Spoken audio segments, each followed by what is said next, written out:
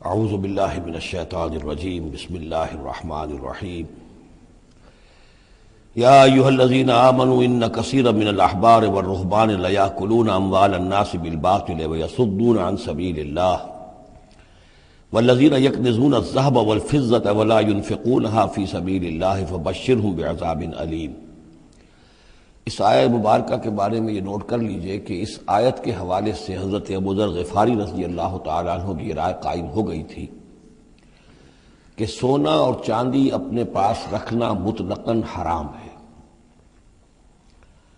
جو لوگ کہ سونا اور چاندی اپنے پاس رکھتے ہیں، جمع کرتے ہیں، گاڑھتے ہیں، ان کو کنز بناتے ہیں، خزانہ بناتے ہیں، اس کے لیے تو یہ رائے اگرچہ ان کی صحیح نہیں تھی، اس لیے کہ جو دین کا عام قانون ہے وہ یہ ہے کہ انسان حلال ذریعے سے کمائے، اس میں سے جو وہ خرچ کرے اللہ کی راہ میں وہ ٹھیک ہے، اس کو اس کا اجر ملے گا۔ اگر وہ کچھ رکھتا ہے اپنے پاس تو وہ حرام نہیں ہے، بلکہ پھر یہ کہ وہ اس کی اولاد کو منتقل ہو جائے گا، قانون وراثت ہوگا۔ اگر اپنے پاس کچھ رکھنا ہی نہ ہو تو پھر وراثت کس چیز میں ہوگی؟ اس لیے قانون تو وہی ہے، البتہ یہ ہے کہ وہ جو کہا گیا ہے کہ اللہ کی راہ میں خرچ کرو، خرچ کرو، خرچ کرو، کتنا کرو، قل العفو، تو یہ ایک روحانی تعلیم ہے، اخلاقی تعلیم ہے کہ جمع نہ کرو، اللہ کی راہ میں خرچ کر دو۔ البتہ جو مال بھی آپ نے جمع کیا ہے، آپ نے حلال ذریعے سے کمایا تھا اور اس کی زکوٰۃ بھی آپ نے ادا کر دی ہے، تو وہ مال آپ اپنے پاس رکھ سکتے ہیں، خواہ وہ سونے اور چاندی کی شکل میں ہو۔ چنانچہ اسی پر پھر فیصلہ ہوا حضرت عثمان کے زمانے میں، اور چونکہ حضرت ابوذر غفاری اس پر اڑے ہوئے تھے اور اس سے ایک فتنہ پیدا ہو رہا تھا مسلمانوں کے اندر، ایک اختلاف، تو پھر حضرت ابوذر غفاری کو حضرت عثمان نے حکم دے دیا تھا کہ وہ مدینے سے باہر چلے جائیں۔ وہ پھر ایک صحرا میں کسی جگہ پر کٹیا ڈال کر رہتے تھے۔ میرے نزدیک اس آیت کا اصل محل اور مقام جو ہے اس کو سمجھنا چاہیے، اور وہ ہے ان لوگوں سے متعلق ہے یہ مسئلہ جو دین کا کام کرتے ہیں، احبار ہیں، رہبان ہیں۔ یہ لوگ اپنا وقت، اپنی صلاحیتیں، اپنی قوتیں لگاتے ہیں دین کے لیے۔ عام لوگوں کا معاملہ اور ہے، وہ کاروبار کر رہے ہیں، کوئی پروفیشن ہے، کوئی اپنا اور بزنس ہے، اس کے حوالے سے ان کے پاس آمدنی ہو رہی ہے۔ انہیں جو بھی آمدنی ہو رہی ہے وہ اللہ کے دین کی وجہ سے ہو رہی ہے۔ یہ اپنے پاس اگر رکھتے ہیں اور اپنا جائیدادیں بناتے ہیں اور دولت بناتے ہیں اور اپنے لیے پھر وہ اپنی نسلوں کے لیے اس کو وراثت میں منتقل کرتے ہیں، تو ان کے اوپر یہ آیت بعین ہی انہی الفاظ میں اس کا انطباق ہوگا، اس لیے کہ یہ سارا معاملہ احبار اور رہبان کے حوالے سے ہو رہا ہے۔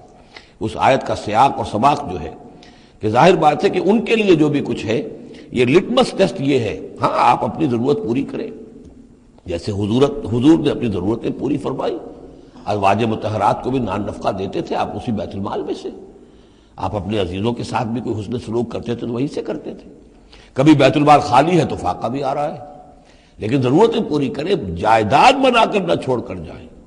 یہ جو معاملہ ہے کہ اس کو جمع کیا جائے اور پھر وہ جائیداد بنے، میرے نزدیک آج بھی اگر آپ جاننا چاہیں علماء حق کون ہیں اور علماء سو کون ہیں، تو لٹمس ٹیسٹ یہ ہے، جو شخص اپنے دینی کیریئر کے نتیجے میں پھر جائیداد بنا کر اور دولت چھوڑ کر بڑا ہو، وہ علماء سو میں سے لا محالہ، اس میں کسی شک و شبے کی گنجائش نہیں۔ میں اسے لٹمس ٹیسٹ کے طریقے سے بیان کر رہا ہوں۔ یوم یحمى علیہا فی نار جہنم فتکوی بہا جباہہم وجنوبہم، جس دن کہ ان کو تپایا جائے گا اس سونے اور چاندی کو جہنم کی آگ میں، اور پھر داغے جائیں گے ان سے ان کے پیشانیاں بھی اور ان کی پسلیاں بھی اور ان کی پیٹھیں بھی۔ ھذا ما کنزتم لانفسکم، یہ ہے وہ جو تم نے اپنے لیے جمع کیا تھا، لانفسکم فذوقوا ما کنتم تکنزون، تو اب مزہ چکھو اپنے اس کنز کا۔ ان عدت الشہور عند اللہ 12 شہرا، اللہ کے ہاں مہینوں کی تعداد 12 ہے، فی کتاب اللہ، اللہ کی شریعت میں، اللہ کے قانون میں، تکوینی بھی اور تشریعی بھی۔ یوم خلق السماوات والارض، جس دن سے کہ اللہ تعالیٰ نے پیدا کیا آسمانوں اور زمین کو، منہا اربعۃ حرم، ان میں سے 4 مہینے ہیں محترم، جن کو کہ اشہر حرم کہتے ہیں، جن میں جنگ وغیرہ جو ہے وہ جائز نہیں تھی۔ ذالک الدین القیم، یہ ہے سیدھا دین، ہمیشہ کا ضابطہ اور قانون۔ فلا تظلموا فیہن انفسکم، تو ان کے معاملے میں اپنے اوپر ظلم نہ کرو۔ وہ ظلم کیا کرتے تھے؟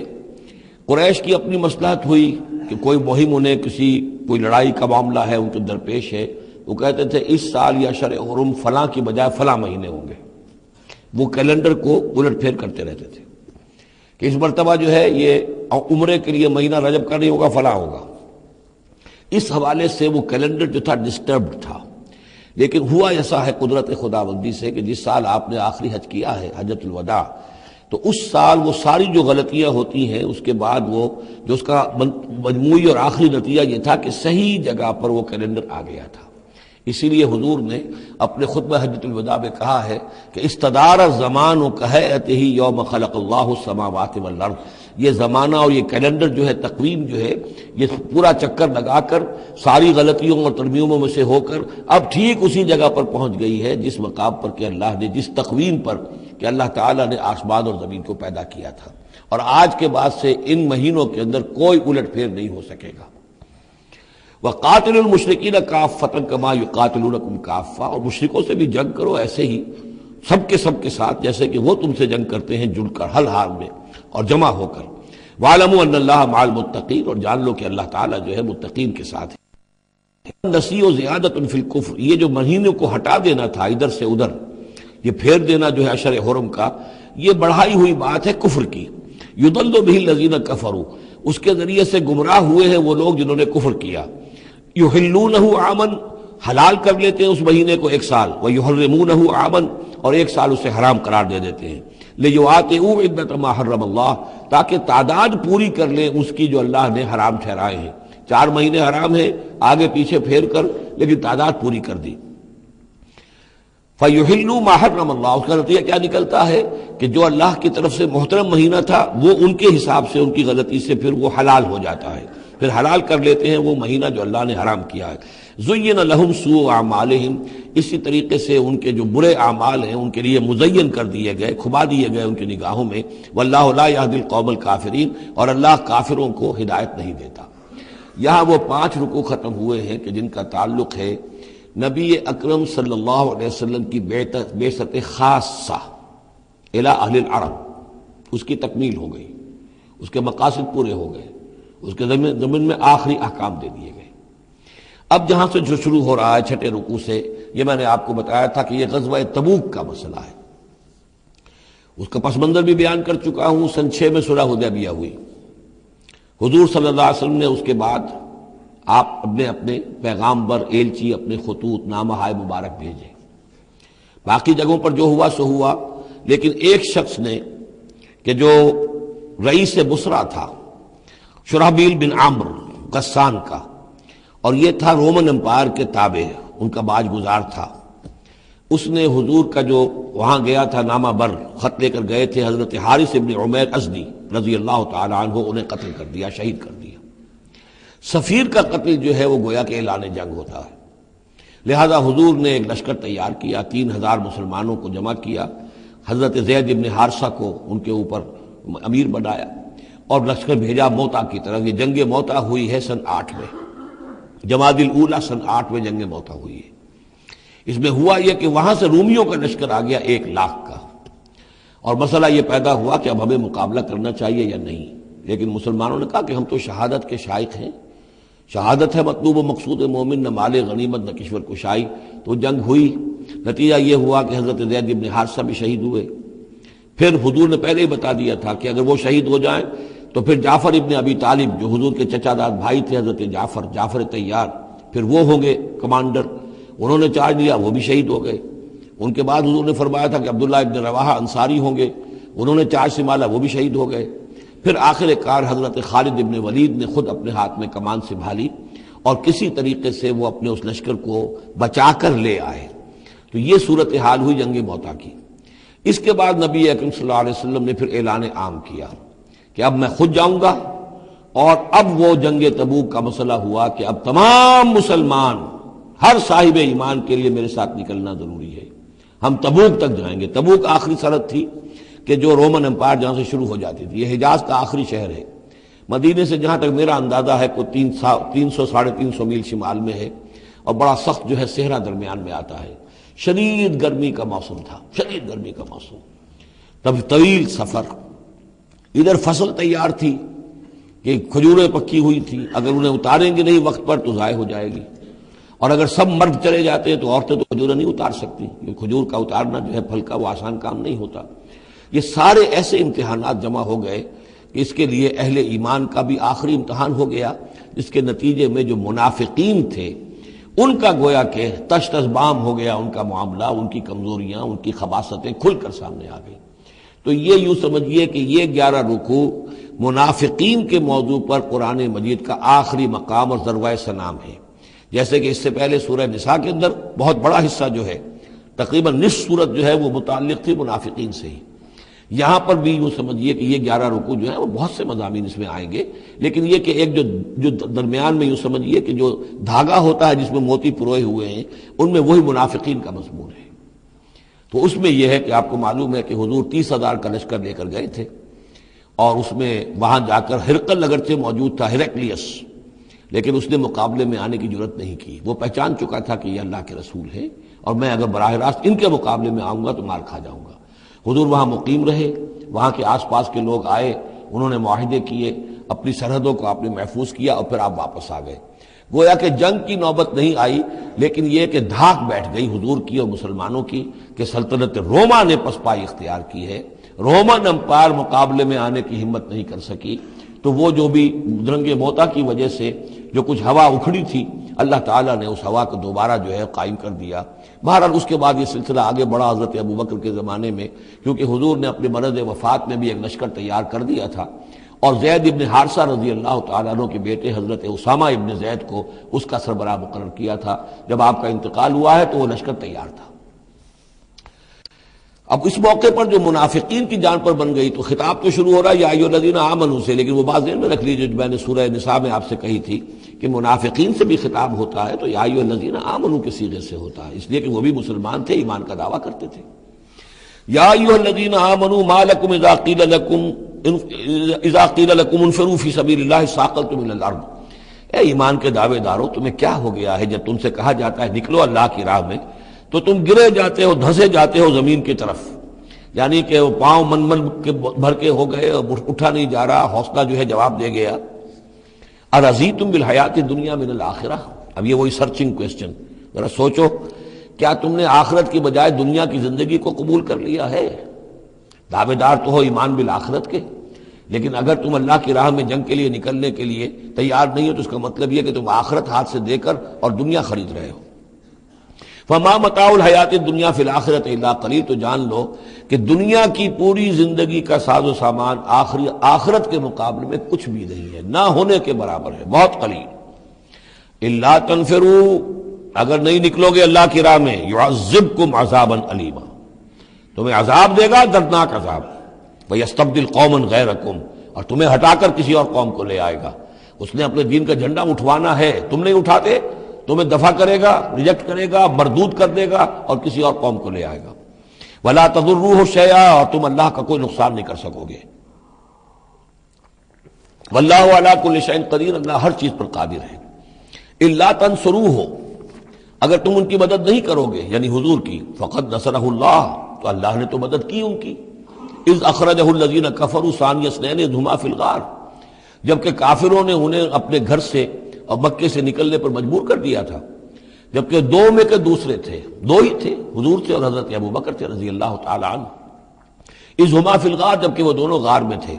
اذ یقول، یہ غار ثور کا واقعہ ہے۔ اذ یقول لصاحبہ لا تحزن، جب حضرت ابوبکر نے رضی اللہ تعالی عنہ یہ کہا کہ حضور یہ تو پہنچ گئے ہیں غار کے دہانے تک، اگر کسی نے ذرا بھی نیچے جھانک لیا تو ہم نظر آ جائیں گے، تو حضور نے فرمایا لا تحزن، فکر نہ کرو، ان اللہ معنا، اللہ ہمارے ساتھ ہے۔ فانزل اللہ سکینتہ علیہ، تو اللہ تعالیٰ نے تسکین اور سکون نازل کر دیا ان پر، وأیدہ بجنود لم تروہا، اور ان کی مدد فرمائی ان لشکروں سے جنہیں تم نہیں دیکھتے، وجعل کلمۃ الذین کفروا السفلی، اور جس کا نتیجہ یہ نکلا ہے کہ کافروں کا کلمہ جو ہے وہ نیچا پڑ چکا ہے، پورے جزیرہ نما عرب کے اندر اللہ کا دین جو ہے غالب آ چکا ہے۔ وجعل کلمۃ الذین کفروا السفلی، اللہ نے بنا دیا ہے کافروں کی بات کو سب سے نیچے، وَكَلِمَةُ اللَّهِ هِيَ الْعُلْيَا، اور اللہ کا کلمہ تو سب سے اونچا ہے ہی، وَاللَّهُ عَزِيزٌ حَكِيمٌ، اللہ تعالیٰ زبردست ہے، حکمت والا۔ انفروا خفافا وثقالا، نکلو خواہ ہلکے خواہ بوجھل۔ یہ ہلکے اور بوجھل کے دو پہلو ہو سکتے ہیں، یا تو داخلی طور پر بوجھل دل کے ساتھ نکلو، یا آمادگی کے ساتھ نکلو، نکلنا پڑے گا۔ اب یہ نکلنا فرض عین ہے، یہ نفیر عام ہے۔ وہ بات گئی جبکہ صرف تحریض تھی، ترغیب تھی، وہ دور ختم ہوا۔ اب نکلنا پڑے گا، اس جنگ میں نفیر عام ہے، چاہے بوجھل دل کے ساتھ نکلو اور چاہے کھلے دل کے ساتھ اور آمادگی کے ساتھ نکلو۔ اور اس کے ایک معنی یہ بھی ہو سکتے ہیں، چاہے تمہارے پاس ساز و سامان کافی ہے تب بھی نکلو، کم ساز و سامان ہے تب بھی نکلو۔ تو خارجی طور پر بھی ہو سکتا ہے یہ بوجھل اور ہلکا، اور داخلی طور پر بھی۔ وَجَاهِدُوا بِأَمْوَالِكُمْ وَأَنفُسِكُمْ فِي سَبِيلِ اللَّهِ، اور جہاد کرو اللہ کی راہ میں اپنے اموال سے اور اپنی جانوں سے۔ ذَلِكُمْ خَيْرٌ لَكُمْ إِن كُنتُمْ تَعْلَمُونَ، یہی تمہارے لیے بہتر ہے اگر تم علم رکھتے ہو۔ لَوْ كَانَ عَرَضًا قَرِيبًا، اگر انہیں توقع ہوتی کہ مال قریب ہی ہے، قریب ہی ہمیں مال مل جائے گا، غنیمت مل جائے گی، وَسَفَرًا قَاصِدًا، اور اس کے لیے سفر بھی جو ہے وہ چھوٹا ہے، بڑا نہیں ہے، لَاتَّبَعُوكَ، تو یہ سب اے نبی آپ کی پیروی کرتے، آپ کے ساتھ چلتے۔ وَلَٰكِن بَعُدَتْ عَلَيْهِمُ الشُّقَّةُ، لیکن ان کو تو بڑی بھاری پڑ رہی ہے، بڑی دور کی مسافت نظر آ رہی ہے، اتنا دور۔ اور اس میں اعلان کر دیا تھا حضور نے، حالانکہ فتح مکہ کے موقع پر بھی حضور نے خفیہ رکھی تھی اپنی ساری اسکیم، اور عام طور پر جنگوں میں یہ ہوتا ہے، اپنی پوری اسکیم کا اعلان تو نہیں ہوتا، لیکن غزوہ تبوک میں آپ نے اعلان کیا تھا کہ ہم جا رہے ہیں، سلطنت روما سے ٹکراؤ ہے، تبوک تک ہمیں جانا ہے، کوئی چیز آپ نے راز نہیں رکھی، تاکہ جو شخص بھی ہے وہ سمجھ لے، اس کے لیے پوری تیاری کرے، داخلی بھی خارجی بھی، ساز و سامان کی بھی، اپنے حوصلے کو بھی دیکھ لے، لیکن یہ کہ بہرحال نکلنا فرض ہے۔ لو كان عرضا ولكن بعدت عليهم الشقة وسيحلفون بالله لو استطعنا لخرجنا معكم، اور یہ عنقریب قسمیں کھائیں گے اللہ کی کہ اگر ہمارے اندر استطاعت ہوتی ہم ضرور نکلتے، اب مجبوری ہے، فلاں مجبوری ہے، فلاں مجبوری ہے۔ یہلکون انفسہم، یہ اپنے آپ کو ہلاک کر رہے ہیں، واللہ یعلم انہم لکاذبون، اور اللہ تعالیٰ کو معلوم ہے کہ یہ جھوٹ بول رہے ہیں۔ عفا اللہ عنک لما اذنت لہم، اے نبی آپ کو اللہ معاف فرمائے، یا اللہ نے آپ کو معاف کر دیا، آپ نے انہیں کیوں اجازت دے دی؟ یعنی کوئی منافق آیا، کوئی اور آیا، حضور یہ مجبوری ہے، بیوی بیمار ہے، کوئی دیکھ بھال کرنے والا نہیں ہے، تو مجھے اجازت دے دی، اچھا بھائی جاؤ۔ حضور کی طبیعت میں بھی نرمی تھی اور آپ نے اجازت دے دی۔ اب جب اجازت مل گئی، اس نے کہا میں نے تو اجازت لے لی ہے، وہ کور بن گیا، اس کے نفاق کا پردہ چاک نہیں ہوا۔ حالانکہ حضور اجازت نہ دیتے تب بھی اس نے نہیں جانا تھا، لیکن نہیں جانا تھا تو معلوم تو ہو جاتا کہ اس نے رسول کی بات کا جو ہے وہ معصیت کی ہے، نافرمانی کی ہے، اس کے نفاق کا پردہ جو ہے وہ پڑا رہ گیا، وہ پردہ اٹھ جاتا۔ عف اللہ عنہ، اللہ کو معاف کرے، یا اللہ نے آپ کو معاف کر دیا، لما اذنت لہم، کیوں آپ نے ان کو اجازت دے دی؟ حتی یتبین لک الذین صدقوا وتعلم الکاذبین، یہاں تک کہ آپ کے لیے واضح ہو جاتا کون صادق الایمان ہے، کون سچے مسلمان ہیں، اور آپ جان لیتے کون جھوٹے ہیں، اس لیے کہ انہوں نے پھر بھی نہیں جانا تھا، آپ اجازت نہ دیتے تب بھی رہ جانا تھا، اور اس سے یہ ہے کہ ان کے نفاق کا پردہ جو ہے وہ فاش ہو جاتا۔ لا یستأذنک الذین یؤمنون باللہ والیوم الآخر، وہ لوگ جو اللہ اور یوم آخر پر ایمان رکھتے ہیں وہ آپ سے اجازت کے طالب ہو ہی نہیں سکتے۔ ان یجاہدوا باموالہم وانفسہم، کیا وہ اس سے اجازت مانگیں گے کہ انہیں معاف کر دیا جائے اللہ کی راہ میں جہاد نہ کرنے سے جانوں اور مال کے ساتھ؟ ایمان کا تو لازمی تقاضا ہے۔ پھر وہی وہ جو ڈیفینیشن میں نے آپ کو بتائی سورہ حجرات میں، انما المؤمنون الذین آمنوا باللہ ورسولہ ثم لم یرتابوا وجاہدوا باموالہم وانفسہم فی سبیل اللہ، وہ تو اس کا جزو لازم ہے، شرط لا ینفک ہے۔ لہذا جو لوگ اللہ پر اور یوم آخر پر ایمان رکھتے ہیں وہ آپ سے ایگزمپشن نہیں مانگ سکتے جہاد فی سبیل اللہ سے۔ واللہ علیم بالمتقین، اور اللہ تعالیٰ جو ہے اپنے متقی بندوں سے خوب واقف ہے۔ انما یستأذنک الذین لا یؤمنون باللہ والیوم الآخر، اصل میں جو اجازت مانگ رہے ہیں آپ سے، ایگزمپشن مانگ رہے ہیں، رخصت مانگ رہے ہیں، یہ وہ لوگ ہیں جو حقیقتاً اللہ پر اور یوم آخر پر ایمان نہیں رکھتے۔ وارتابت قلوبہم، اور ان کے دل جو ہے شکوک میں پڑ گئے ہیں۔ سورہ حجرات کی اس آیت میں کیا ہے؟ انما المؤمنون الذین آمنوا باللہ ورسولہ ثم لم یرتابوا، پھر شک میں نہ پڑے۔ یہاں فرمایا وارتابت قلوبہم، ان کے دلوں کے اندر شکوک کے ڈیرے ہیں۔ فہم فی ریبہم یترددون، اور وہ اپنے اسی شک و شبے کے اندر بھٹک رہے ہیں۔ تردد بھی یہی ہوتا ہے، تذبذب، تردد، چلوں نہ چلوں، یہ جو متردد ہو جاتا ہے آدمی، کبھی چاہتا ہے چلنا چاہیے بھائی، ورنہ تو یہ کہ اب جو ہے بالکل پردہ فاش ہو جائے گا اور میں منافق قرار دے دیا جاؤں گا، اس کے بعد پھر یہ کہ پھر نہیں، کوئی نہ کوئی جھوٹی بہانہ بناؤ، قسم کھا لو۔ وَلَوْ أَرَادُوا الْخُرُوجَ لَأَعَدُّوا لَهُ عُدَّةً، اور اگر انہوں نے نکلنے کا ارادہ کیا ہوتا تو اس کے لیے ساز و سامان فراہم کرتے، جیسے کہ کیا جاتا ہے، آدمی سفر کے لیے تیاری کرتا ہے، انہوں نے تیاری نہیں کی۔ وَلَٰكِن كَرِهَ اللَّهُ انبعاثَهُم، تو اللہ تعالیٰ ہی نے ان کا نکلنا پسند نہیں فرمایا. فثبتہم، اور ان کو بوجھل کر دیا، ان کو روک دیا. وقیل اقعدوا مع القاعدین، اور ان سے کہہ دیا گیا رہو بیٹھ رہنے والوں کے ساتھ تم بھی بیٹھ رہو. اس کی حکمت آگے آئے گی. لو خرجوا فیکم، اگر یہ نکلتے آپ کے ساتھ، اے مسلمانوں تمہارے ساتھ، ما زادوکم الا خبالا، تو نہ اضافہ کرتے تمہارے لیے مگر خرابی کا. دلوں میں روگ تھا، وہاں جا کے فتنے اٹھاتے، آپس میں لڑاتے، کوئی اور کچھ کرتے. لہذا ان کا بیٹھ رہنا بھی حکمت پر مبنی ہے، اللہ تعالیٰ کی طرف سے، گویا کہ اس میں بھی ایک خیر ہے. گویا کہ بندہ مومن کے لیے تو خیر ہی خیر ہے، ادھر بھی خیر ادھر بھی خیر. لیکن منافق کے لیے شر ہی شر ہے، ادھر بھی شر ادھر بھی شر.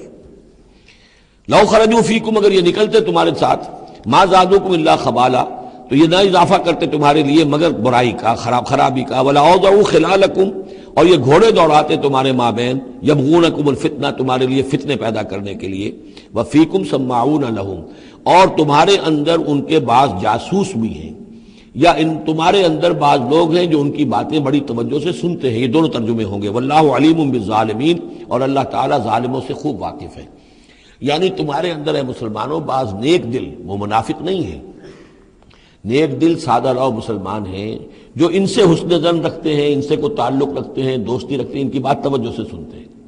تو اگر یہ ہوتے تمہارے لشکر میں ساتھ اور یہ کوئی فتنہ اٹھاتے تو وہ جو صالح، جو سادہ لو مسلمان تھے، وہ ان کی بات سن کر کسی فتنے میں مبتلا ہو سکتے تھے.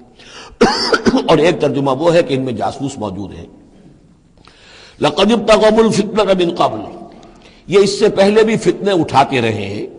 وقلبوا لك الامور، یہی لفظ فتنہ آیا اس حدیث میں جو میں سنا چکا ہوں آپ کو. علماء سوء کا کردار کیا ہو جاتا ہے؟ علماءہم شر الناس تحت عدیم السماء من عندہم تخرج الفتنة وفیہم تعود. جھگڑے، لڑائیاں، فتوے، اور ایک دوسرے کی وہ تفرقہ جو ہے اور اس کے اندر شدت ہے، یہ کام ہے. لقد ابتغوا الفتنة من قبل، یہ فتنے اٹھاتے رہے پہلے بھی. وقلبوا لك الامور، اور اپنی امکانی حد تک اے نبی آپ کے لیے معاملات کو تلپٹ کرنے کی کوشش کرتے رہے، بدلتے رہے. حتی جاء الحق، یہاں تک کہ حق آ گیا. جزیرہ نما عرب میں تو فیصلہ ہو گیا، اللہ کے دین کا غلبہ ہو گیا. وظہر امر اللہ، اللہ کا امر ظاہر ہو گیا، غالب ہو گیا. وہم کارہون، جبکہ انہیں یہ پسند نہیں تھا. یہ تو ابھی چاہتے تھے کہ دین کا غلبہ اس طرح سے نہ ہو. ومنہم من یقول اذن لی ولا تفتنی، ان میں سے وہ بھی ہے جو کہتا ہے کہ حضور مجھے اجازت دے دیجئے اور مجھے فتنے میں نہ ڈالیے. یہ بہت ہی مردود شخص تھا، جد ابن قیس لعنت اللہ علیہ، یہ منافقین میں سے تھا. یہ آیا اور اس نے بڑا استہزاء کا انداز اختیار کیا حضور کے ساتھ. حضور مجھے تو آپ اجازت دے دیجئے. کیوں بھائی، کیا معاملہ ہے، کیا مجبوری ہے؟ حضور میں ذرا حسن پرست قسم کا انسان ہوں، اور وہ شام کی طرف آپ جا رہے ہیں، شامی عورتیں بہت خوبصورت ہوتی ہیں، تو میں تو اپنے اوپر قابو نہیں رکھ سکوں گا، میں فتنے میں مبتلا ہو جاؤں گا، تو آپ مجھے فتنے سے بچا لیں. وَمِنْهُمْ مَنْ يَقُولُ اذن لِّي وَلَا تَفْتِنِّي، اور ان میں سے وہ بھی ہے جو کہتا ہے کہ مجھے تو اجازت دے دیجئے، ایکسپٹ کر دیجئے، اور مجھے فتنے میں نہ ڈالیے، میں آپ کے ساتھ جاؤں گا تو فتنے میں پڑ جاؤں گا. أَلَا فِي الْفِتْنَةِ سَقَطُوا، آگاہ ہو جاؤ، فتنے میں تو پڑ چکے، اور فتنہ کون سا ہوگا؟ جو بدبخت اس قسم کا معاملہ کر رہا ہے، بدترین فتنے کا شکار تو ہو چکا. وَإِنَّ جَهَنَّمَ لَمُحِيطَةٌ بِالْكَافِرِينَ، اور یقیناً جہنم جو ہے ان کافروں کا احاطہ کیے ہوئے ہے. ان تصبک حسنۃ تسوء، اے نبی اگر آپ کو کوئی اچھی بات پہنچتی ہے، کوئی فتح ہوتی ہے، کوئی خیر آتا ہے، کوئی اچھی خبر آتی ہے، تسوء انہیں بری لگتی ہے. وَإِن تُصِبْكَ مُصِیبَةٌ، اگر کوئی تکلیف آ جاتی ہے، ناگوار پوزیشن، صورتحال، یقول قد اخذنا امرنا من قبل، تو کہتے ہیں جی ہم نے تو اپنا معاملہ پہلے ہی درست کر لیا تھا، ہم کوئی بے وقوف تھوڑا ہی ہے، ان لوگوں کی طریقے سے جو ہے اتنے جو ہے ہم رسک نہیں لیتے، ہم نے پہلے اس سے اپنی حفاظت کا بندوبست کر لیا تھا. یقول قد اخذنا امرنا من قبل ویتولوا وهم فرحون، اور وہ پیٹھ پھیرتے ہیں اور بڑے شاداں فرحاں ہوتے ہیں کہ مسلمانوں پر مصیبت آ گئی اور ہم بچ گئے.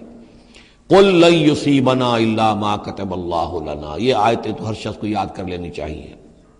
یہ دو آیتیں بندہ مومن کے لیے بہت بڑا ہتھیار ہیں، بہت بڑا اسلحہ ہے. کہو لن یصیبنا الا ما كتب اللہ لنا، اے بدبختو ہم پر کوئی مصیبت نہیں آ سکتی سوائے اس کے جو اللہ نے ہمارے لیے لکھ دی ہو. ہوا مولانا، وہ ہمارا مولا ہے. اگر اس کی طرف سے تکلیف آ جائے، دوست کی طرف سے تکلیف آ جائے، کہ ہرچہ ساقی ما ریخت عین الطاف، میرا ساقی میرے پیالے میں جو بھی ڈال دے اس کا لطف و کرم ہی ہے۔ تو اللہ کی طرف سے جو آئے سر تسلیم خم ہے جو مزاج یار میں آئے، نہ شود نصیب دشمن کے شود ہلاک تیغت، سر دوستاں سلامت کے تو خنجر آزمائی۔ اہل ایمان کا تو معاملہ یہ ہونا چاہیے، قل لن یصیبنا الا ما کتب اللہ لنا، ہوا مولانا، وہ ہمارا مولا ہے، اس کے اذن کے بغیر پتہ تک نہیں ہل سکتا، تو ہمیں ڈر کس کا ہو؟ وعلی اللہ فلیتوکل المؤمنون، اور اللہ ہی پر توکل کرنا چاہیے اہل ایمان کو۔ قل هل تربصون بنا الا احدى الحسنيين، ان سے کہو ہمارے بارے میں تم کن چیزوں کا انتظار کر سکتے ہو سوائے دو نہایت عمدہ چیزوں کے۔ یہ حسنین کیا ہے؟ احسن، احسن افعل و تفضیل ہوا، اس سے مؤنث بنا حسنا، حسنا کا تثنیہ بنا، تو حسنین دو نہایت احسن صورتوں کے سوا ہمارے لیے تیسری ہے ہی نہیں۔ کیا مطلب؟ ہم سب اللہ کی راہ میں شہید ہو جائیں، احسن، ہم کامیاب ہو کر آ جائیں، احسن، تیسری کیا بات ہے؟ تو ہمارے تو خیر ہی خیر ہے، ڈراتے ہمیں کس سے ہو؟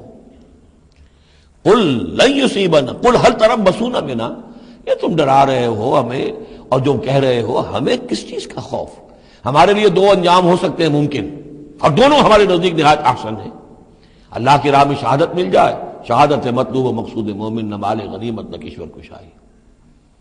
جو حق کی خاطر جیتے ہیں، مرنے سے کہیں ڈرتے ہیں جگر، جب وقت شہادت آتا ہے دل سینوں میں رقصاں ہوتے ہیں۔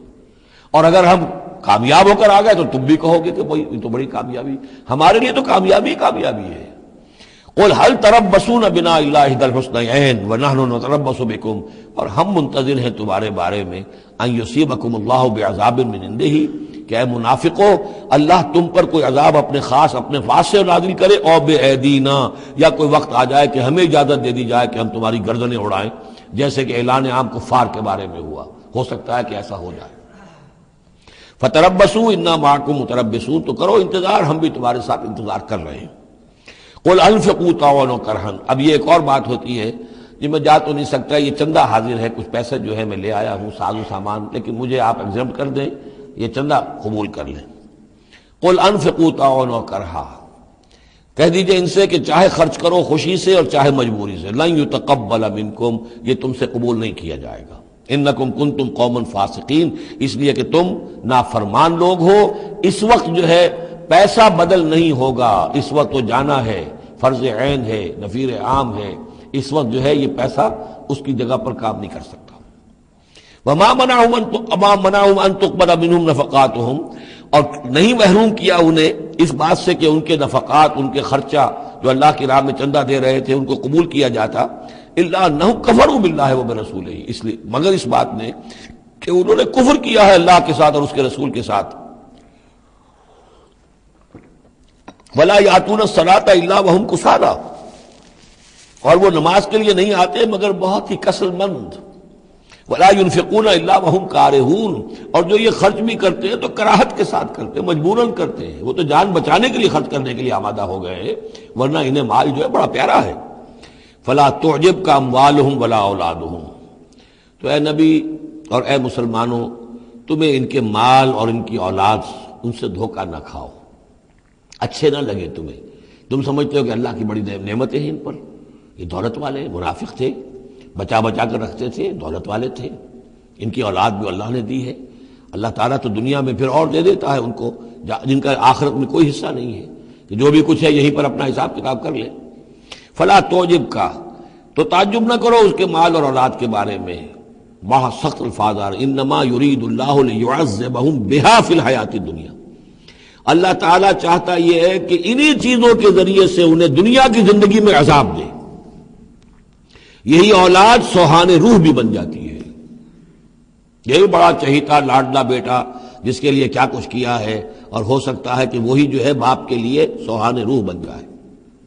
یہی مال و دولت جو ہے وَتَزْهَقَ أَنفُسُهُمْ وَهُمْ كَافِرُونَ، اور اللہ چاہتا ہے کہ ان کی جانیں نکلے اسی کفر کی حالت میں، وہ لپٹے رہے اسی مال سے اور اپنی اولاد سے اور اپنی دولت سے اور جائیداد سے، اور ان کو آنکھ ان کی کھلنی نصیب نہ ہو، تاکہ اللہ تعالیٰ چاہتا ہے کہ آخری عذاب کے مستحق بن جائے۔ فلا تعجبك اموالهم ولا اولادهم انما يريد الله ليعذبهم بها في الحياة الدنيا وتزهق انفسهم وهم كافرون وَيَحْلِفُونَ بِاللَّهِ إِنَّهُم مِّنكُمْ لَمِنكُمْ، اور وہ قسمیں کھا کر کہتے ہیں ہم بھی آپ کے ساتھ ہیں، مسلمانوں میں سے ہی ہیں، ہماری بات کا اعتبار کیجئے۔ وَمَا هُم مِّنكُمْ، لیکن مسلمانوں یہ حقیقت میں تم میں سے نہیں ہے، وَلَٰكِنَّهُمْ قَوْمٌ يَفْرَقُونَ، بلکہ اصل میں یہ ڈرے ہوئے خائف ہیں، خوف کی وجہ سے جب اسلام کا غلبہ ہو گیا ہے یہ اپنے آپ کو مسلمان ظاہر کر رہے ہیں۔ لَوْ يَجِدُونَ مَلْجَأً أَوْ مَغَارَاتٍ أَوْ مُدَّخَلًا، اگر یہ پالے کہیں کوئی پناہ کی جگہ یا کوئی غار مغارات اور مدخلاً جہاں سر گھسانے کی جگہ ہو، لَوَلَّوْا إِلَيْهِ وَهُمْ يَجْمَعُونَ، تو یہ اسی کی طرف لوٹ جائیں گے اور اپنی رسیاں توڑا لیں گے، جیسے کوئی جانور رسی توڑا کے بھاگتا ہے۔ یہ تو خوف ہے ان کا کہ اب دین غالب آ گیا جزیرہ نما عرب میں، اب جائیں کہاں ہم؟ اگر کوئی جائے پناہ ہوتی ان منافقین کے لیے، کہیں سر گھسانے کی جگہ ہوتی، چھپانے کی جگہ ہوتی تو یہ بھاگ گئے ہوتے۔ وَمِنْهُمْ مَنْ يَلْمِزُكَ فِي الصَّدَقَاتِ، اور اے نبی ان میں سے وہ بھی ہیں جو آپ پر الزام لگاتے ہیں، ملامت کرتے ہیں آپ کو صدقات کے بارے میں۔ حضور جب زکوٰۃ کا مال آتا تھا تو آپ تقسیم کرتے تھے، اب ظاہر بات ہے کہ لوگ ہیں کھڑے ہیں، کسی کو کچھ زیادہ ہو گیا، کسی وقت کسی کو آپ نے سمجھا کہ زیادہ مستحق زیادہ دے دیا، تو ایک منافق تھا اس نے حضور کو ٹوک دیا، اعدل یا محمد، اے محمد عدل کرو، یہ کیا کر رہے ہو، ناانصافی کر رہے ہو۔ تو حضور کو غصہ آیا اس پر صلی اللہ علیہ وسلم، ان لم عادل فمن یعدل، اگر میں عدل نہیں کروں گا تو کون کرے گا؟ لیکن یہ کہ بہرحال اس کا بھی ذکر ہو رہا ہے، وَمِنْهُمْ مَنْ يَلْمِزُكَ فِي الصَّدَقَاتِ، ان میں سے وہ لوگ بھی ہیں جو آپ پر تان کرتے ہیں خیرات کے بانٹنے میں، صدقات اور زکوٰۃ کی تقسیم میں۔ فَإِنْ أُعْطُوا مِنْهَا رَضُوا، اگر انہیں کے کھتے بھر دیے جائیں، انہیں دیا جائے تو راضی ہیں۔ وَإِنْ لَمْ يُعْطَوْا مِنْهَا إِذَا هُمْ يَسْخَطُونَ، اور اگر انہیں نہ دیا جائے تو پھر وہ ناراض ہو جاتے ہیں، غصے ہوتے ہیں، لال پیلے ہوتے ہیں۔ وَلَوْ أَنَّهُمْ رَضُوا مَا آتَاهُمُ اللَّهُ وَرَسُولُهُ، اور اگر وہ راضی رہتے اس پر جو دیا انہیں اللہ نے اور اس کے رسول نے، وَقَالُوا حَسْبُنَا اللَّهُ، اور کہتے ہیں اللہ ہمارے لیے کافی ہے، سَيُؤْتِينَا اللَّهُ مِنْ فَضْلِهِ وَرَسُولُهُ، ان قریب پھر بھی بعد میں بھی اللہ تعالیٰ اور اس کے رسول ہمیں اپنے فضل سے نوازتے رہیں گے۔ اِنَّا إِلَى اللَّهِ رَاغِبُونَ، ہم اللہ کی طرف رغبت کرنے والے ہیں۔ اگر یہ کہتے کاش کہتے تو کتنا اچھا ہوتا۔ اب یہاں ان صدقات کی مدیں بیان کر دی ہیں جو زکوٰۃ کی، یہی آیت ہے مشہور آیت کہ صدقات جو زکوٰۃ کی جو مدیں ہیں وہ کون کون سی ہیں۔ انما الصدقات، زکوٰۃ جو ہے تو سب سے پہلے للفقراء، مفلسوں کے لیے، والمساکین، محتاجوں کے لیے، والعاملین علیہا، اور جو بھی زکوٰۃ کا بندوبست کریں گے، زکوٰۃ جمع کریں گے، تحصیلدار ہوں گے، زکوٰۃ کا حساب کتاب رکھیں گے، زکوٰۃ تقسیم کریں گے، وہ اس کے عاملین علیہا ہیں، ان کی تنخواہیں اس میں سے دی جائیں گی۔ والمؤلفۃ قلوبہم، اور تالیف قلب کے لیے، کچھ لوگ ہوتے تھے جب تک ایک تحریک اور دعوت چل رہی ہے، بعض لوگ ہوتے ہیں معاشرے کے اندر صاحب حیثیت ہوتے ہیں، انہیں کچھ دے دلا دیا جائے تو ان کی مخالفت کم ہو جاتی ہے، ساتھی نہ بنے، کم سے کم یہ کہ ان کا مخالفت کا زور شور جو ہے کم ہو جائے، تو یہ تالیف قلب کے لیے۔ یہ مد جب اسلام غالب ہو چکا تو اس کے بعد سے ختم ہو گئی۔ اس کے بارے میں فقہا کا کہنا یہ اس وقت تک تھا جب تک کہ ابھی وہ تحریک اور دعوت چل رہی تھی، لیکن ویسی ہی سچویشن پھر کبھی دوبارہ پیدا ہو سکتی ہے تو پھر یہ مد جو ہے اس کے اندر یہ شامل ہو جائے گی۔ وفی الرقاب، گردنوں کے چھڑانے میں، اور گردنوں کے چھڑانے میں کسی پر تاوان آ گیا ہے، کوئی شخص جو ہے وہ مقروض اتنا ہو گیا ہے کہ اس سے نہیں نکل پا رہا ہے، لہذا ایک یہ کہ لم سم مدد کر کے اسے گویا کہ اس کی گردن چھڑا دی جائے۔ والغارمین، جن پر تاوان بھرنا پڑے۔ وفی سبیل اللہ، اور ایک مد جو ہے فی سبیل اللہ بھی ہے، مطلب یہ ہے کہ اللہ کی راہ میں جہاد، دعوت اور اقامت دین کی جد و جہد میں بھی یہ رقم خرچ ہو سکتی ہے، لیکن اولین مستحق یہ ہے۔ انفاق فی سبیل اللہ خود اللہ کل کا کل دین کے لیے ہے، اللہ کے دین کے لیے، دعوت، تبلیغ اور جو بھی اقامت دین کی جد و جہد ہے اس کے لیے۔ لیکن یہ جو صدقات ہیں، اور زکوٰۃ بھی صدقات ہی میں شامل ہے، ان میں اولاً جو مستحق ہیں وہ ہیں غرباء اور یتیم اور مساکین اور بیوائیں، جو بھی ہیں محتاج ہیں، یہ ان کے زیادہ پہلے حقدار ہیں۔ البتہ یہ کہ اگر کسی شخص کے پاس اس طرح کی رقم بچ جائے کہ جو اس کے قریب میں جو بھی رشتہ دار ہیں، غرباء ہیں، یتامہ ہیں، مساکین ہیں، ان کو دے چکا ہے، اور وہ باقی وہ کسی دین کے کام میں دینا چاہے تو دے سکتا ہے۔ وفی سبیل اللہ وابن السبیل، اور مسافر کے لیے۔ فریضۃ من اللہ، یہ اللہ تعالیٰ کی طرف سے معین ہو گیا ہے۔ یہی لفظ آیا ہے بار بار سورہ نساء میں، جہاں کے جو احکام آئے تھے وراثت کے۔ واللہ علیم الحکیم، اور اللہ تعالیٰ سب کچھ جاننے والا ہے، کمال حکمت والا۔ ومنہم الذین یؤذون النبی، ان میں سے وہ لوگ بھی ہیں جو نبی کو ایذا پہنچاتے ہیں۔ ویقولون هو اذن، اور وہ کہتے ہیں یہ تو نرے کان ہی کان ہے۔ ایک تو محاورہ ہمارے یہاں کان کا کچا ہونا وہ اور معنی میں ہے، لیکن یہ کہتے تھے کہ ہم نے جا کر جھوٹ بولا، حضور میری بیوی بیمار ہے، اور انہوں نے مان لیا. معلوم ہوتا کہ یہ دماغ میں کچھ نہیں ہے، ان کے یہ کان ہی کان ہے، بھیجے ہوئے خدا نہیں ہے دماغ میں کچھ. یہ صرف جو کچھ کہہ دیتے ہیں مان لیتے ہیں، سن لیتے ہیں. ہوا اذن، یہ تو نرے کان ہے بس. یہ بھی حضور کی توہین. وَمِنْهُمُ الَّذِينَ يُؤْذُونَ النَّبِيَّ وَيَقُولُونَ هُوَ أُذُنٌ قُلْ أُذُنُ خَيْرٍ لَكُمْ. کہہ دیجئے یہ کان تمہارے لیے بہتر ہیں، بہتری کے لیے ہیں، تمہاری خیریت اسی میں ہے. یؤمن باللہ ویؤمن للمؤمنین. یہاں پہ یہ ایمان کے ساتھ بے اور لام کا فرق واضح ہو جائے گا. وہ یقین رکھتے ہیں اللہ پر اور بات مان لیتے ہیں مومنوں کی. یہ ان کی شرافت ہے، یہ ان کی نجابت ہے، یہ ان کی مروت ہے. وہ جانتے ہیں تم جھوٹ بول رہے ہو لیکن نہیں کہتے کہ تم جھوٹ بول رہے ہو. یہ شرافت اور مروت کا معاملہ ہے. یہ نہیں ہے کہ انہیں معلوم نہیں ہے. بندہ مومن جو ہے وہ تو یہ ہے کہ اتقوا فراست المومن، مومن کی فراست سے ڈرو، فإنہ ينظر بنور اللہ، وہ اللہ کے نور سے دیکھتا ہے. تو جو عام مومن کا معاملہ یہ ہو تو رسول کا معاملہ کیا ہوگا؟ کیا انہیں پتہ نہیں چلتا تھا کہ جھوٹ بول رہے ہیں؟ لیکن آپ کی مروت اور شرافت. قل اذن خیر لکم یؤمن باللہ والیوم الآخر ویؤمن للمؤمنین ورحمۃ للذین آمنوا منکم. اور جو تم میں سے واقعی مومن ہیں ان کے حق میں رحمت ہے. والذین یؤذون رسول اللہ لہم عذاب علیم. اور جو ایذا پہنچاتے ہیں اللہ کے رسول کو ان کے لیے بڑا دردناک عذاب ہے. یحلفون باللہ لکم لیرضوکم. اے مسلمانوں یہ تمہارے سامنے قسمیں کھاتے ہیں اللہ کی تاکہ تمہیں راضی کریں. اب ظاہر بات ہے کہ حضور کا تو جا کر بہانہ جو کیا اور لے کر آ گئے، اب مسلمانوں سے بھی کہہ رہے ہیں، قسمیں کھا کھا کر اپنے یقین دلا رہے ہیں کہ ہم مخلص ہیں، آپ ہمارے شک نہ کریں. یحلفون باللہ لکم لیرضوکم، تاکہ تمہیں راضی کر لیں. واللہ ورسولہ احق ان یرضوہ. اللہ اور اس کا رسول زیادہ حقدار ہیں کہ وہ انہیں راضی کریں ان کانوا مومنین، اگر وہ واقعتاً مومن ہیں. الم یعلموا انہ من یحادد اللہ ورسولہ. کیا وہ جانتے نہیں ہے کہ جو کوئی بھی مقابلہ کرے گا اور سرکشی کرے گا اللہ اور اس کے رسول کے مقابلے میں آ جائے گا، فان لہ نار جہنم خالدا فیہا، تو اس کے لیے تو جہنم کی آگ ہے جس میں وہ ہمیشہ ہمیشہ رہے گا. ذالک الخزي العظیم. اور یہ بہت بڑی رسوائی ہے. یحذر المنافقون ان تنزل علیہم سورۃ تنبئہم بما فی قلوبہم. اے مسلمانوں یہ منافق ڈرتے رہتے ہیں کہ کہیں ایسا نہ ہو کہ مسلمانوں پر کوئی ایسی صورت نازل ہو جائے کہ جو ان کو ہمارے دلوں کی حالت بتا دے. اللہ کی طرف سے وحی آ سکتی ہے، ہم جو کہ جھوٹ بول رہے ہیں ہمارا پردہ چاک کر دیا جائے اور ہمارا جو ہے وہ ہمارے لیے شامت آ جائے. قل استہزئوا، کہیے کہ نہیں ڈرتے، ابھی تم استہزاء کرتے رہو. ان اللہ مخرج ما تحذرون. لیکن بہرحال ایک وقت آئے گا جس چیز سے تم ڈر رہے ہو اللہ اسے ظاہر کر دے گا، عیا کر دے گا. وَلَئِن سَأَلْتَهُمْ لَيَقُولُنَّ. اور اگر آپ ان سے پوچھیں گے تو کہیں گے اِنَّا كُنَّا نَخُوضُ وَنَلْعَبُ. وہ جب بکواس کرتے تھے آپس میں، حضور کے خلاف بات کر رہے ہیں، کسی مومن صادق کے اوپر کوئی تہمت لگا رہے ہیں. اب اگر کسی نے جا کر کوئی بات بتا دی حضور کو کہ فلاں شخص تو یہ کہہ رہا تھا، عبداللہ ابن ابی یہ کہہ رہا تھا، فلاں نے یہ کہا ہے، حضور نے بلایا، طلب کیا، پوچھا، تو اب وہاں پر آئیں گے. وَلَئِن سَأَلْتَهُمْ، اگر پوچھیں گے، باز پرس کریں گے آپ ان سے، لَيَقُولُنَّ، وہ لازماً کہیں گے اِنَّمَا كُنَّا نَخُوضُ وَنَلْعَبُ. یہ تو ویسے ہی ذرا گپ بازی میں لگے ہوئے تھے، یہ تو تھوڑی سی جو تھی ہماری گفتگو جو ہو رہی تھی وہ لائٹ وین میں گفتگو ہو رہی تھی، اس کو خامخواہ اس شخص نے جو ہے وہ سنجیدگی سے لے لیا، ہم کھیل رہے تھے دل لگی میں، یہ بات ہم نے کہہ دی تھی. قُلْ أَبِاللَّهِ وَآيَاتِهِ وَرَسُولِهِ كُنتُمْ تَسْتَهْزِئُونَ. کہیے تو کیا تم اللہ کے ساتھ اور اس کی آیات کے ساتھ اور اس کے رسول کے ساتھ استہزاء کر رہے تھے؟ تمسخر، یہ دل لگی تمہاری، بازی بازی بارش بابا ہم بازی. اب اللہ اور رسول جو ہیں اور اس کی آیات جو ہیں وہ بھی تمہارے لیے تختہ برس بن گئی ہیں استہزاء اور تمسخر کا. لا تعتذروا، اب بہانے مت بناؤ.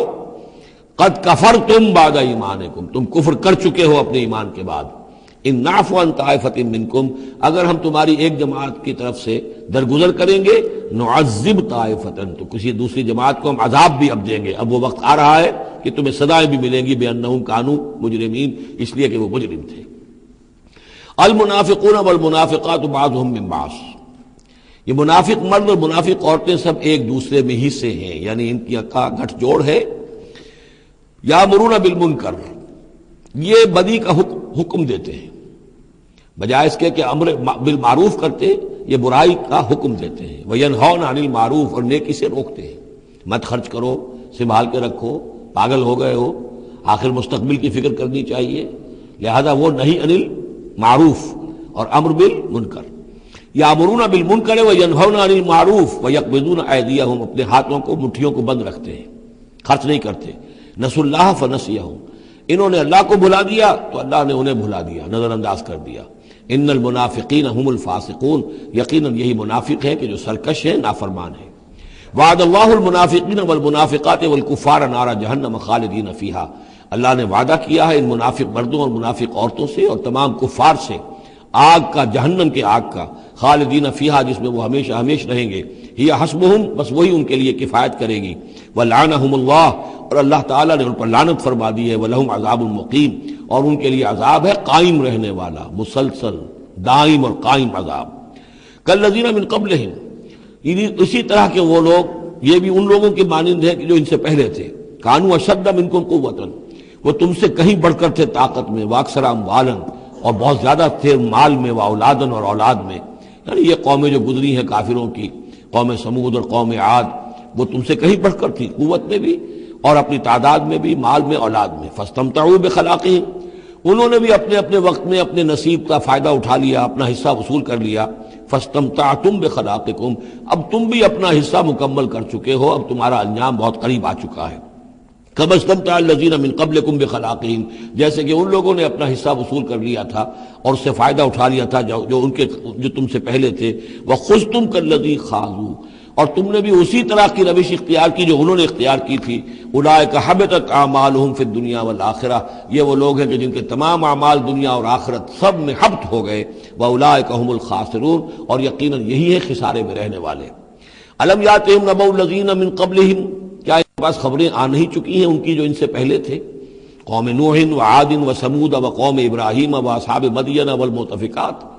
نوح کی قوم اور عاد اور سمود اور قوم ابراہیم، یہ واحد مقام ہے قرآن مجید میں جس میں قوم ابراہیم کا بھی تذکرہ اس انداز میں ہے کہ شاید ان پر بھی عذاب آیا ہو، لیکن صراحتاً اس کا ذکر پورے قرآن میں کہیں نہیں ہے. وہ اصحاب مدین، اور مدین کے لوگ، والمؤتفکات، اور ان بستیوں کی جو الٹ دی گئی تھی، سدوم اور عمورہ. اتتہم رسلہم بالبینات، آئے ان کے پاس ان کے رسول واضح احکام لے کر، واضح نشانیاں لے کر. فما کان اللہ لیظلمہم، تو اللہ تعالیٰ ان پر ظلم کرنے والا نہیں تھا. لیکن کانوا انفسہم یظلمون، بلکہ وہ اپنے اوپر خود ہی ظلم ڈھاتے رہے. والمؤمنون والمؤمنات بعضهم اولیاء بعض، وہ منافق مرد اور منافق عورتوں کی بات تھی. اب فرمایا اور ایمان والے مرد اور ایمان والی عورتیں، بعضهم اولیاء بعض، وہ ایک دوسرے کے ساتھی ہیں، ایک دوسرے کے پشت بنا ہے، مددگار ہیں. یامرون بالمعروف، ان کا طرز عمل یہ ہے کہ نیکی کا حکم دیتے ہیں، مشورہ دیتے ہیں. وینہون عن المنکر، بدی سے روکتے ہیں. ویقیمون الصلاۃ، نماز قائم کرتے ہیں. ویؤتون الزکوٰۃ، اور زکوٰۃ ادا کرتے ہیں.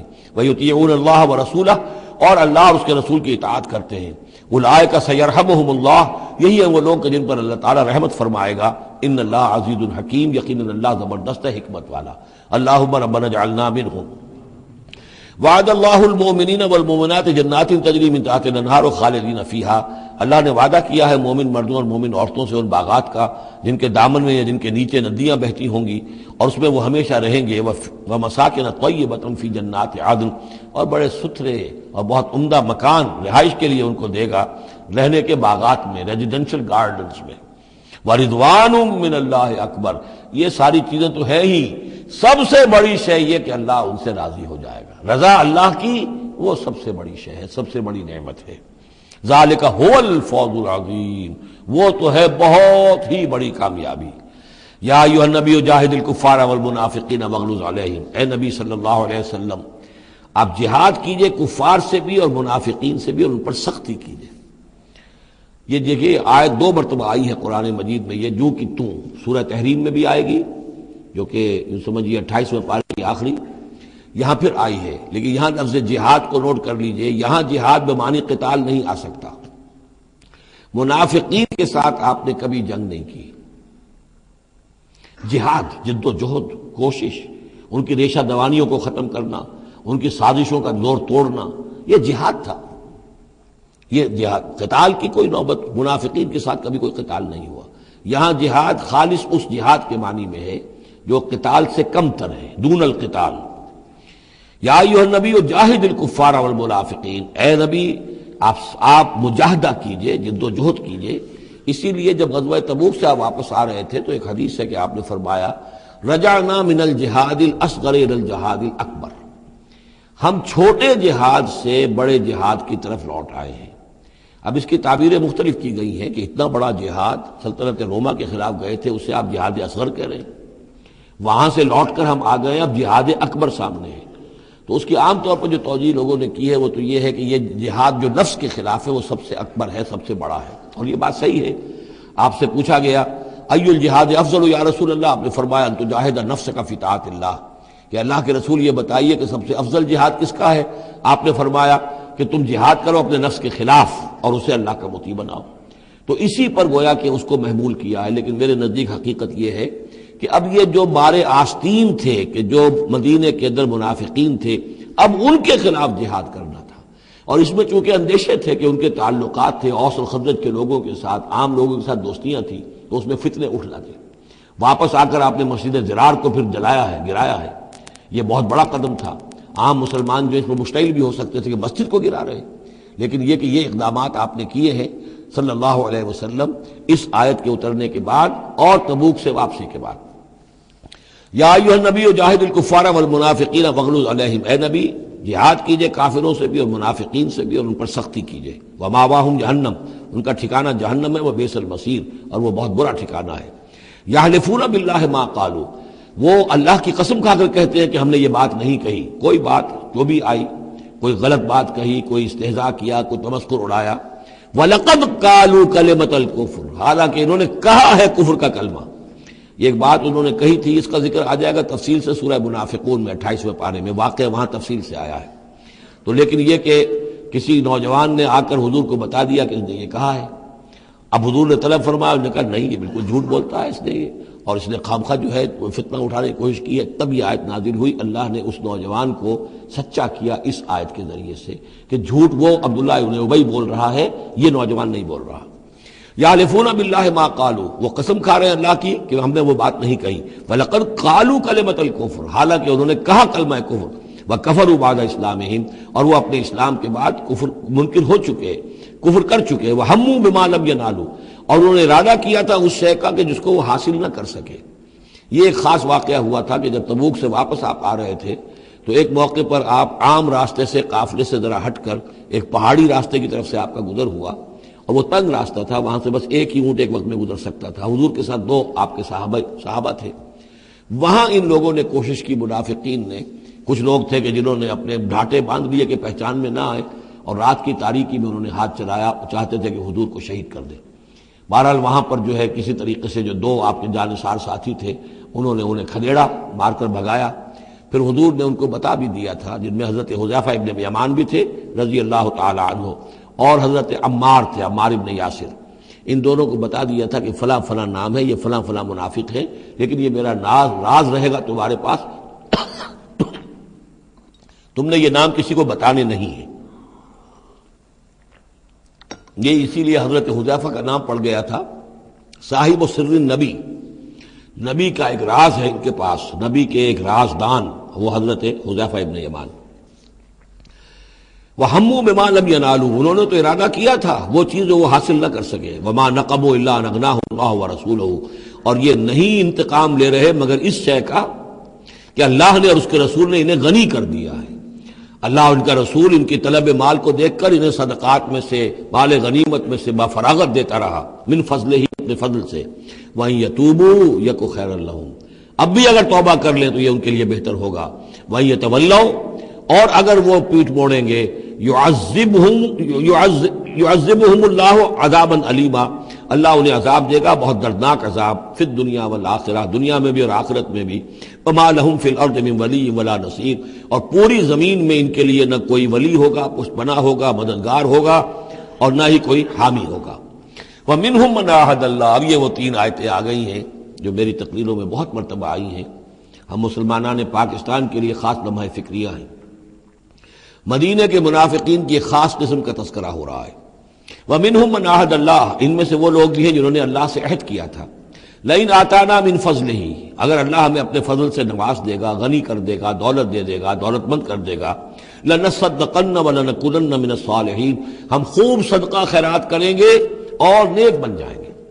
فَلَمَّا آتَاهُم مِّن فَضْلِهِ، جب اللہ نے انہیں نواز دیا اپنے فضل سے، غنی کر دیا، بخلوا بہ، اب اس دولت کے ساتھ بخل کیا، وتولوا وہم موردون، اور پیٹھ موڑ لی اور اعراض کیا، فعاقبہم نفاقا فی قلوبہم، تو اللہ نے سزا کے طور پر ڈال دیا ان کے دلوں میں نفاق۔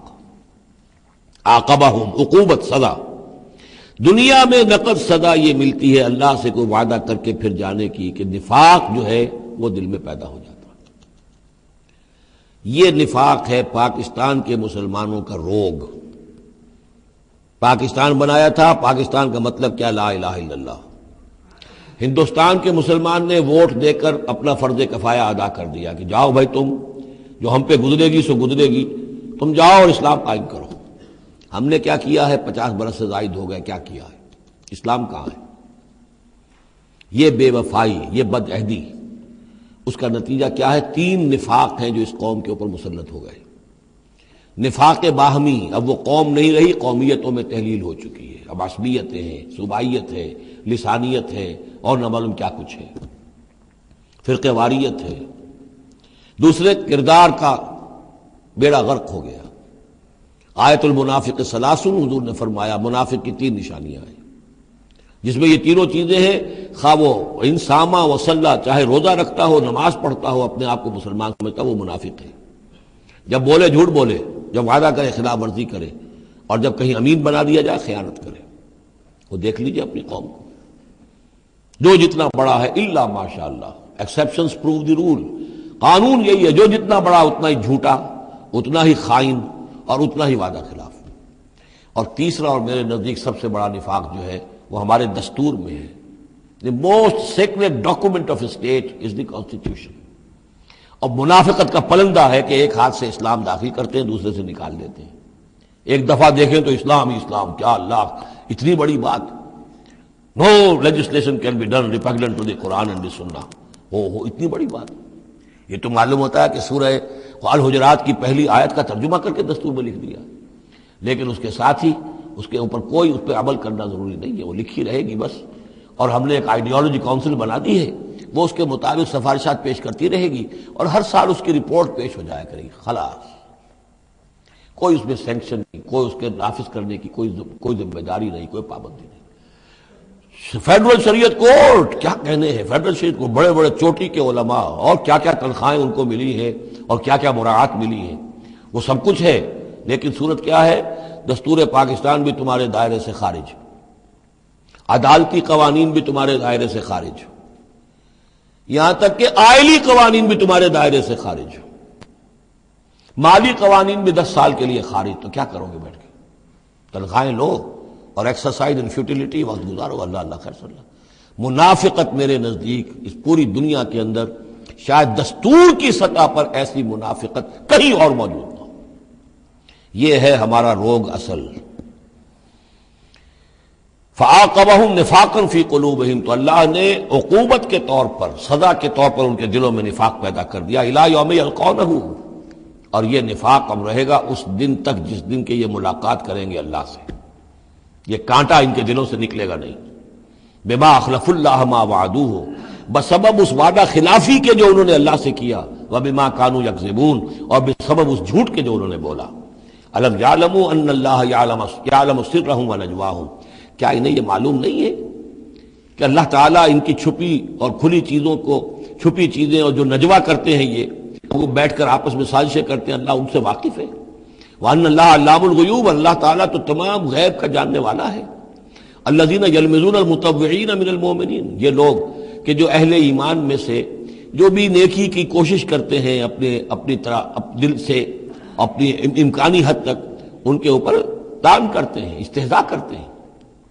جب حضور نے فرمایا تھا کہ اب یہ بڑی مہم ہے، اب جو بھی کچھ لا سکتے ہو پیش کرو، گویا کہ جدید اسلام میں ہم کہیں گے چندے کی اپیل کی، ڈونیشنز چاہیے، تو ایک ابو عقیل انصاری تھے، انہوں نے یہ کیا کہ کچھ نہیں تھا ان کے پاس، ساری رات مزدوری کی ایک گاؤں، ایک باغ میں جا کر، اور وہ کھینچ کر کنویں سے پانی باغ کو سیراب کیا۔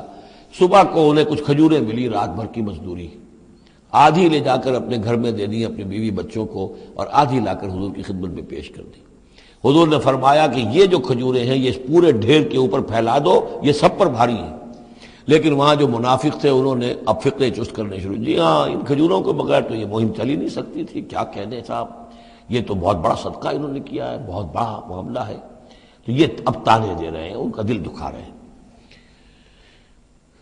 الذين يلمزون المتطوعين من المؤمنين في الصدقات والذين لا يجدون الا جهدهم، وہ بیچارے کہ جن کے پاس اپنی محنت مشقت کے سوا کچھ ہے ہی نہیں، فیسخرون منهم، ان سے مذاق کرتے ہیں، ٹھٹے کرتے ہیں، سخر اللہ منهم، اللہ تعالیٰ ان کا مذاق اڑائے، ولہم عذاب علیم، اور ان کے لیے دردناک عذاب ہے۔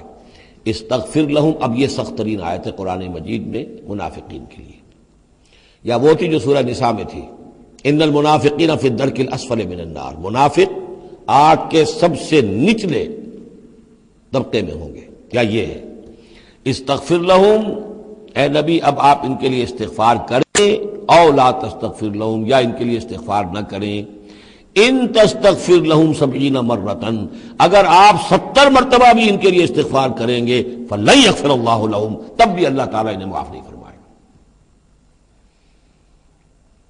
ذالک بانہم کفروا باللہ ورسولہ، یہ اس لیے کہ یہ اللہ اور اس کے رسول کے ساتھ کفر کر چکے، واللہ لا یہدی القوم الفاسقین، اور اللہ ایسے فاسقوں کو ہدایت نہیں دیتا۔ فرح المخلفون بمقعدہم خلاف رسول اللہ وکرہوا ان یجاہدوا باموالہم وانفسہم فی سبیل اللہ، بہت خوش ہو گئے وہ پیچھے رہ جانے والے جنہوں نے اجازتیں لے لی تھی حضور سے، ایگزمپشن لے لی تھی اپنے بیٹھ رہنے پر اللہ کے رسول کے پیچھے، اور انہوں نے برا سمجھا، ناپسند کیا کہ وہ جہاد کرتے اپنی جانوں اور مال کے ساتھ اللہ کی راہ میں۔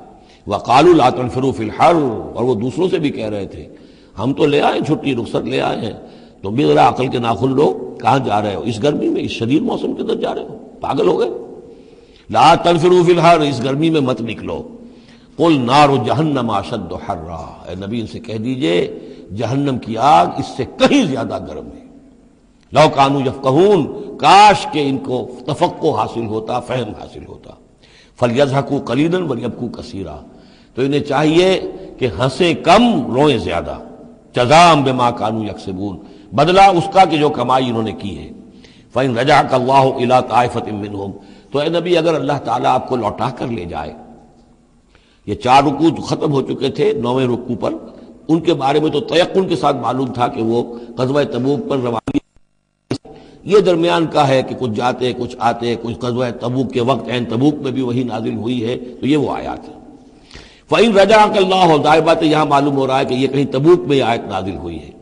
اگر اللہ آپ کو لوٹا کر لے جائے ان کے کسی گروہ کے پاس، فَاسْتَأْذَنُوكَ لِلْخُرُوجِ، اور پھر وہ آپ کے ساتھ نکلنے کی اجازت مانگے کسی اور دشمن کے خلاف، فَقُلْ لَن تَخْرُجُوا مَعِيَ أَبَدًا، کہہ دیجیے گا اب تم میرے ساتھ کبھی نہیں نکلو گے، وہ آخری امتحان تمہارا ہو چکا، تم ناکام ہو چکے۔ وَلَن تُقَاتِلُوا مَعِيَ عَدُوًّا، اور اب میرے ساتھ کسی دشمن کے ساتھ، میرے ساتھ ہو کر کسی دشمن کے ساتھ جنگ کرنے کا تمہیں موقع نہیں ملے گا۔ اِنَّكُمْ رَضِيتُمْ بِالْقُعُودِ أَوَّلَ مَرَّةٍ، تم پہلی مرتبہ راضی ہو گئے تھے بیٹھے رہنے پر، نفیر عام ایک ہی مرتبہ ہم نے کی اور تم پیچھے رہنے پر، بیٹھ رہنے پر راضی ہو گئے۔ فَقْعُدُوا مَعَ الْخَالِفِينَ، اب ہمیشہ کے لیے پیچھے رہنے والوں کے ساتھ بیٹھ رہو۔